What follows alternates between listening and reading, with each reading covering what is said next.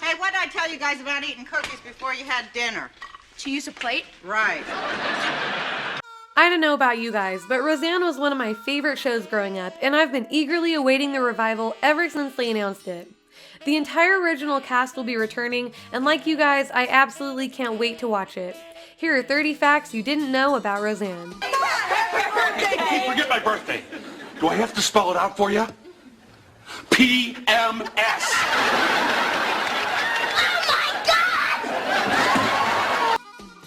Macaulay Culkin auditioned for the role of DJ, and had he been cast, it would have been his big break, as Home Alone was released 2 years later. Instead, Michael Fishman got the role, replacing Sal Barone from the pilot. Roseanne was one of the first primetime shows to feature openly gay characters, something that she had to fight for. Despite network protests, she insisted on featuring gay characters as friends, family members, co-workers, and neighbors. Roseanne's real-life brother and sister are gay, and she wanted to showcase that gay people exist in our world, so why can't we put them on TV? In Season 8, Roseanne's former boss Leon married his partner Scott, a scene that wouldn't be so unusual today, but was very controversial back in 1995. The episode even had to be aired later than its usual time slot because of its so-called adult themes. What is this? Oh. Well, they didn't have anything with two grooms, see? So we broke off the bride, and then we replaced it with one of the action heroes from Pocahontas. John Goodman and Laurie Metcalf were cast because of their background in acting. Roseanne had never acted before, so the producers hoped that surrounding her with a strong supporting cast would give her the head start that she needed in learning how to act. One famous Roseanne storyline centered around Jackie's romance with Fisher. Eventually, it was revealed that Fisher was abusive and had beaten Jackie, which landed Dan in jail when he beat up Fisher for hurting Jackie. However, in real life, Laurie Metcalf and Matt Roth, the actor who played Fisher, fell in love while working together, and the two got married. When she became pregnant with their child, they needed a way to explain it on the show, so they created the storyline with Jackie getting pregnant from a one-night stand with Fred. It's the nicest place anyone's ever taken me. Well, you deserve it. Anyone that gives birth to a child of mine gets a free meal. Oh, well. The show's exterior shots are of Evansville, Indiana, not Illinois. The house used for the outside shots of the Connor home went up for sale in early 2013. It was taken off the market less than a month later. Roseanne told the Washington Post that she always believed her famously out-of-tune rendition of the Star-Spangled Banner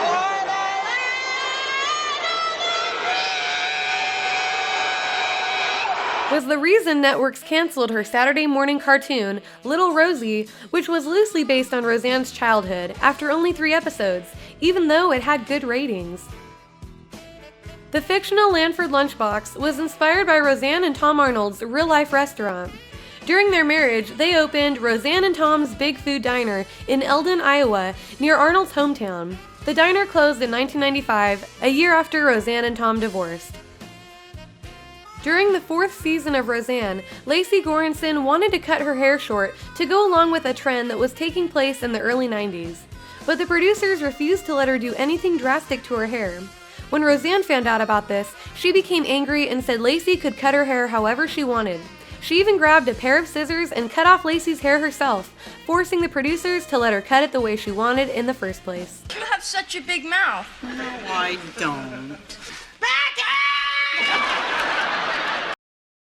ABC required the Connors to visit Disneyworld. It seemed a little out of place for the Connors to visit Disneyworld, as they're just your average working-class family, and they couldn't have afforded to take that trip in real life, especially with Disneyworld being in another state, but in Season 8, they did just that. That's because the ABC-Walt Disney Company merger in 1995 required family shows to feature Disneyworld or Disneyland. Boy Meets World, Step by Step, Full House, and Family Matters all had at least one Disney park episode. But hey, who can complain when you're getting to visit the happiest place on earth? In every episode of Roseanne, they mention corn at least once. Whether it's Dan's favorite food, creamed corn, or the corn cobs hanging on the wall in the kitchen, corn is mentioned or shown in every episode. ABC threatened to not air the episode where Mariel Hemingway and Roseanne kiss, but she pushed to have it be aired anyways. Finally, they came to an agreement. The episode could air on TV, but it had to have a parental advisory warning at the beginning. It was one of the first same-sex kisses ever broadcast on TV, and 30 million people tuned in that night. Thank you, Marge. You're not too bad yourself. What are you doing? Doing what I do in any bar, scoring free drinks. Laurie Metcalf is the voice of Andy's mom in all of the Toy Story movies. I wish I could always be with you. Roseanne was married to 3 different men during the time the show was on the air. Her first husband was Bill Pentland. He appeared in a season 1 episode and was a producer. Her second husband was Tom Arnold. During their marriage, he was a producer and writer for the show, as well as being a reoccurring character. Her third husband was Ben Thomas. He appeared in 2 episodes towards the end of the series. The show was originally going to be called Life and Stuff. Roseanne wanted the show to be called Roseanne because it was based on her life, but former executive producer Matt Williams wanted it to be called Life and Stuff. He didn't agree, she didn't agree, and they had a heated argument about it. In the end, the show got to be called Roseanne, and Matt left the show after only 1 season. Roseanne first worked with Johnny Galecki on the made-for-TV movie Backfield in Motion. She was so impressed with him that she personally cast him for the role herself. First of all, there will be no holding hands. There will be no looks across the room.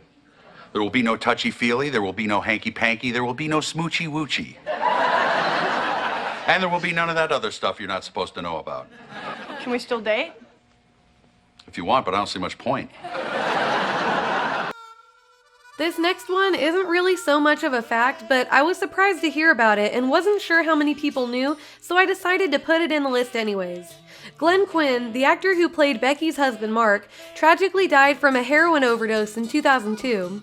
There's no word yet on how they'll deal with his death in the revival, but they're naming Darlene and David's son on the show Mark in honor of him since his passing. Michael Fishman replaced Sal Barone, the boy who was in the pilot, because of the writer's strike.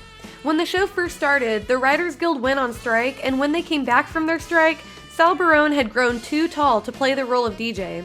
The second reason was because Sal Barone and Sara Gilbert, who plays Darlene, didn't get along well backstage. By mutual agreement, Sal Barone left the show and was replaced by Roseanne lookalike Michael Fishman. I was having my first period. Oh my God! I want to hear it! I want to hear it! Well, that's no reason for you to go running out of the room screaming like a maniac. It was about her having her period! As you were.